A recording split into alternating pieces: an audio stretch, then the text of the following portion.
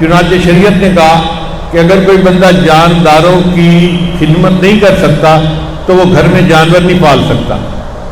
پھر نبی علیہ السلام نے ارشاد فرمایا کہ تم جانوروں کے ساتھ احسان کا معاملہ کرو۔ اگر کسی جانور کو ذبح بھی کرنا ہے تو ظالموں کی طرح ذبح مت کرو، بلکہ اس کو ذبح اس طرح کرو کہ اس کو تکلیف کم سے کم ہو۔ چنانچہ کوئی بندہ جانور کو بٹھا کر اس کے سامنے اپنی چھری کو تیز کرنا شروع کر دے تو شریعت نے منع کر دیا، ایسا کرنا جائز نہیں ہے۔ ایک جانور کے سامنے دوسرے جانور کو ذبح کرنا شریعت نے اس کی بھی اجازت نہیں دی۔ بھئی جو ذبح ہو رہا ہے وہ تو چلو ذبح ہو رہا ہے اللہ کے نام پہ، جو دیکھ رہا ہے وہ کیوں اس منظر کو دیکھ رہا ہے؟